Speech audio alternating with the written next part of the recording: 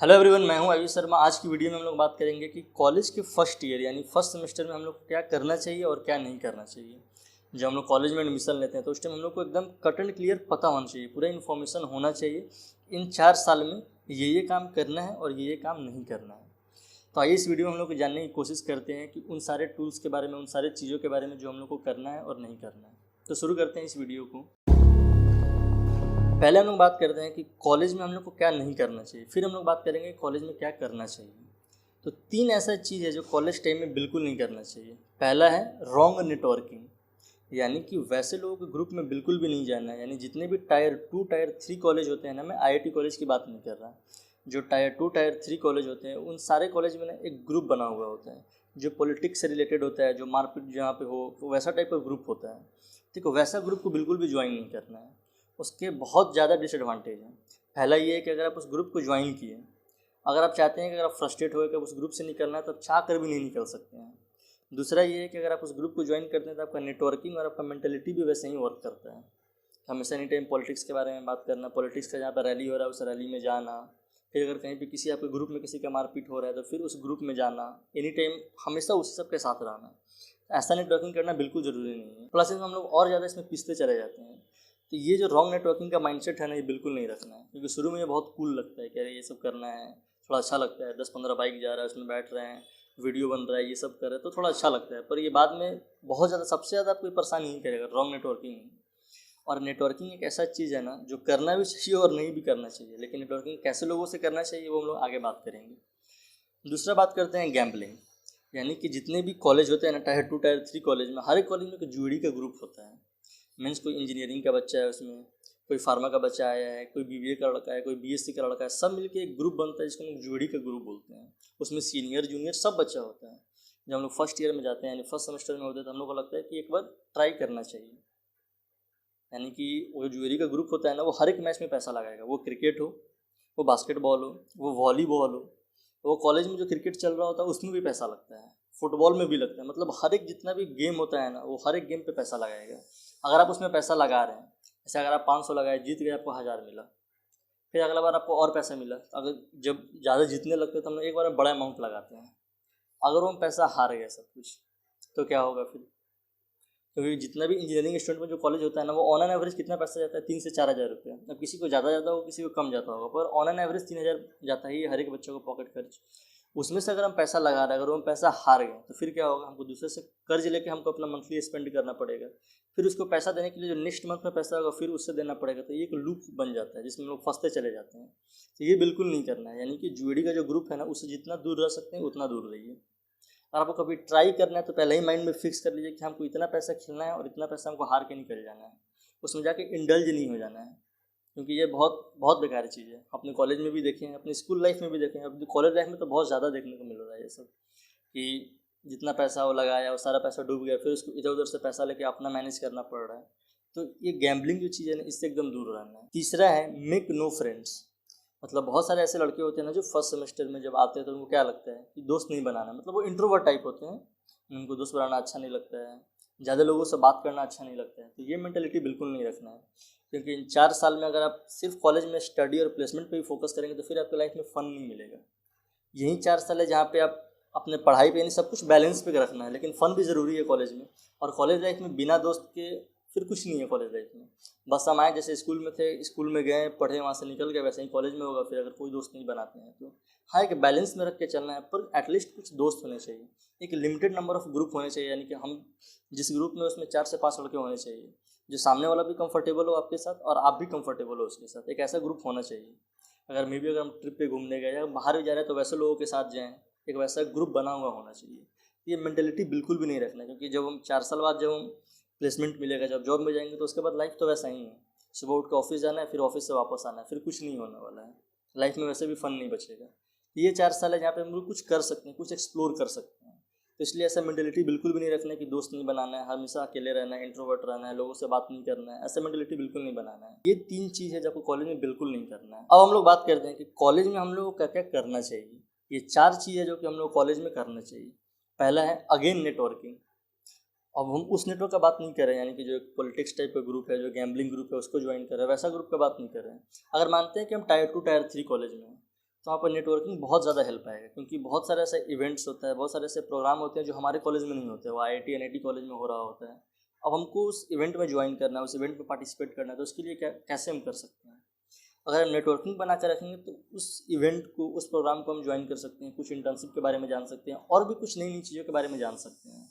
आज के टाइम में लिंक्डइन अवेलेबल है, ट्विटर थ्रेड है, जिसके थ्रू हम ये जान सकते हैं, जिसके थ्रू हम IIT के लड़के NIT के लड़के के साथ नेटवर्क बना सकते हैं, उनसे समझ सकते हैं। क्योंकि लिंक्डइन पर जितने भी IITian स्टूडेंट होते हैं, जितने भी NITian सब होते हैं, तो अपना पोस्ट करते रहते हैं कि आज ये वेबिनार हुआ, ये इवेंट हुआ है, हमने इस कोर्स को ज्वाइन किया है, इसका सर्टिफिकेशन मिला है, इस कंपनी में इंटर्नशिप मिला है।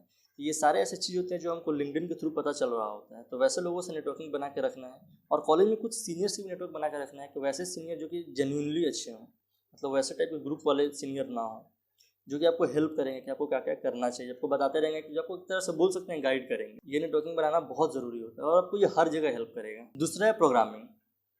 अब प्रोग्रामिंग में बहुत सारा लैंग्वेज होता है, उसमें एक लैंग्वेज तो है नहीं, तब क्या हम सारे लैंग्वेज को सीख भी नहीं सकते हैं। अगर मानते हैं हम CSIT ब्रांच से नहीं, हम किसी और ब्रांच से, यानी कि हम EEE ब्रांच से हैं, सिविल ब्रांच से हैं, मैकेनिकल ब्रांच से हैं, तो उस केस में फिर प्रोग्रामिंग कैसे हेल्प आएगा? अगर प्लेसमेंट हमको उस सेक्टर में नहीं हो रहा है, अगर हमको प्रोग्रामिंग आता है तो IT फील्ड में, CSE फील्ड में, जितनी भी IT इंडस्ट्री है उस फील्ड में जॉब मिल सकता है।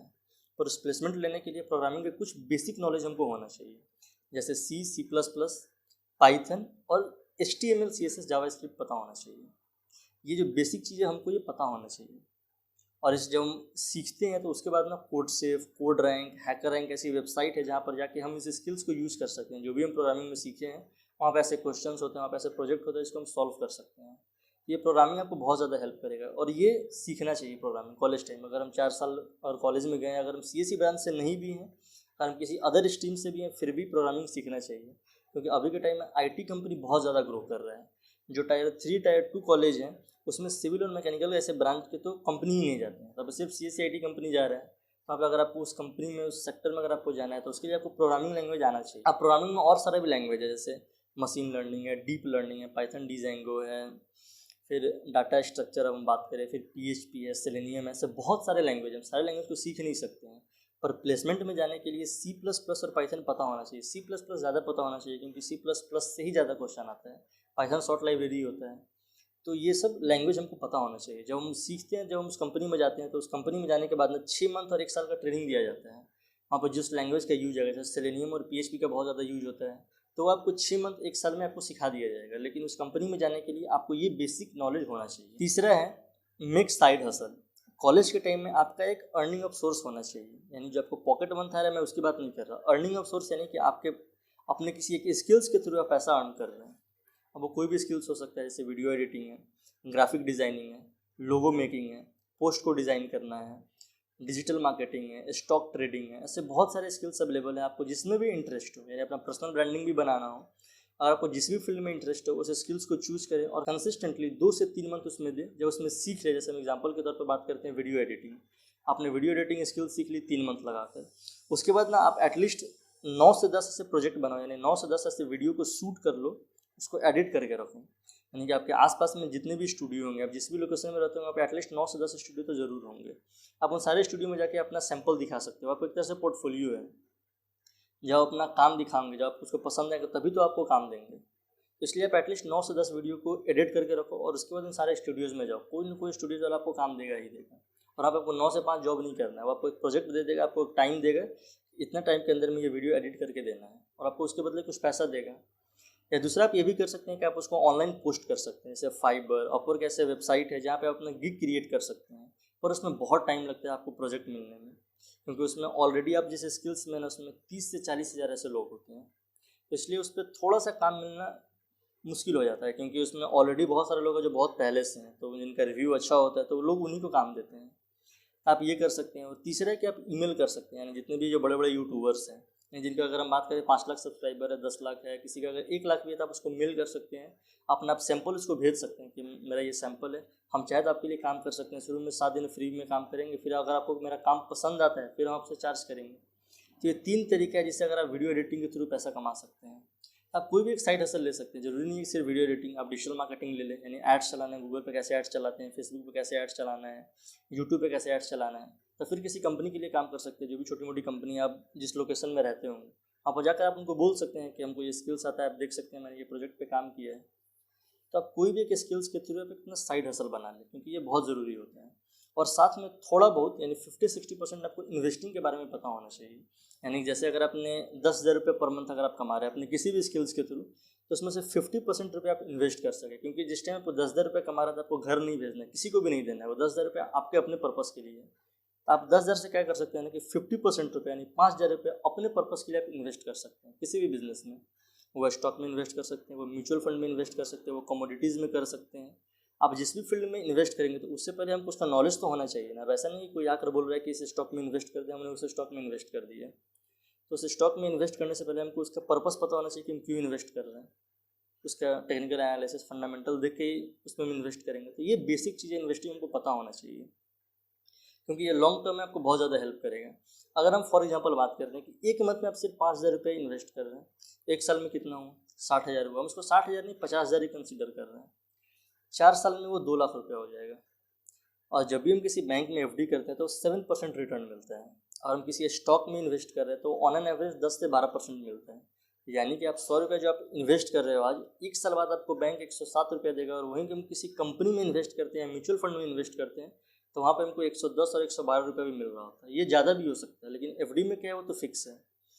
जब हम 4 साल बाद ये लॉन्ग टर्म में सोचिए कितना बड़ा होगा। ये 2 लाख रुपये तो सिर्फ मेरा इन्वेस्टमेंट है, अगर हम इस पर 12% जोड़े हमको कितना रिटर्न आएगा, तो ये कितना बड़ा अमाउंट हो जाएगा।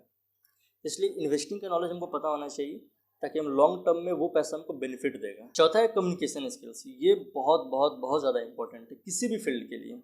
हम सिर्फ प्लेसमेंट के सेक्टर में बात नहीं कर रहे हैं, प्लेसमेंट में तो कम्युनिकेशन का ज़रूरी है ही है। हम किसी और सेक्टर में बात करें, जैसे फॉर एग्जांपल आप वीडियो एडिटिंग कर रहे हैं, तो जब अपने क्लाइंट से बात करेंगे तो वहाँ पे आपका कम्युनिकेशन बहुत अच्छा होना चाहिए। कम्युनिकेशन मीन्स इंग्लिश लैंग्वेज की बात नहीं कर रहे, कम्युनिकेशन मीन्स आपका बॉडी लैंग्वेज, आपका आई कॉन्टेक्ट अच्छा होना चाहिए, ताकि सामने वाला आपके बात को ईजिली समझ सके, वो समझ सके कि हाँ आपके पास कुछ नॉलेज है किसी भी फील्ड के बारे में।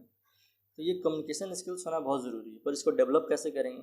डेवलप करने के बहुत सारे तरीके हैं। या तो आप बुक पढ़ सकते हैं, या दूसरा तरीका ये है कि जैसे आप जो वीडियो देख रहे हैं, इसी तरह का एक वीडियो शूट करके आप अपलोड कर सकते हैं किसी भी प्लेटफॉर्म पर। इससे क्या होगा ना कि आपका पर्सनल ब्रांडिंग भी बढ़ेगा, और दूसरा आपका कम्युनिकेशन स्किल्स यानी जो बोलने का तरीका है वो भी आपका चेंज हो जाएगा। इसमें टाइम लगेगा, पर 6 से 7 मंथ बाद में आप देखेंगे कि आपका कम्युनिकेशन में बहुत बड़ा गैप आ जाएगा। पर इसमें काम करना पड़ेगा, और कम्युनिकेशन स्किल्स बहुत ज़्यादा इंपॉर्टेंट होता है हर एक एस्पेक्ट के लिए, जैसे मैंने पहले ही बोला। इसलिए कम्युनिकेशन स्किल्स पे काम करें, बुक पढ़े, वीडियो बनाएं। अगर आपको वीडियो बनाने में इंटरेस्ट नहीं है तो आप मिरर के सामने एटलीस्ट 10 से 12 मिनट खड़े होकर बात तो कर सकते हैं खुद से। डेली सुबह में अगर हम ऐसा करते हैं तो हमारा कम्युनिकेशन बहुत हद तक इम्प्रूव हो जाएगा। ये 4 चीज़ है ना, यानी कि programming, side hustle, communication skills और नेटवर्किंग। ये 4 चीज़ ऐसा है जो आपको करना चाहिए, जो आपको बहुत हेल्प करेगा। यानी 4 साल में अपने कॉलेज टाइम में ये ज़रूर करें। और साथ में अगर आपको लगता है ट्रिप जाना, फ़न करना, तो वो सब कुछ एक बैलेंस में रख के चले। ये नहीं कि हम फ़न ज़्यादा करें फिर पढ़ाई पे, यानी अपने साइड हसल पे फोकस ही नहीं कर रहे हैं। अब पढ़ाई पे ज़्यादा फोकस किए, फिर अपने साइड हसल या अपने प्रोग्रामिंग और सारी चीज़ पे फोकस नहीं किए, तो ऐसे नहीं करना है। 4 साल का ही टाइम, इसमें सब कुछ को बैलेंस करके चलना है। So that's it for today. I hope कि आपके लिए वीडियो इन्फॉर्मेटिव रहा हो। तो आज के लिए इतना ही, मिलते हैं नेक्स्ट वीडियो में।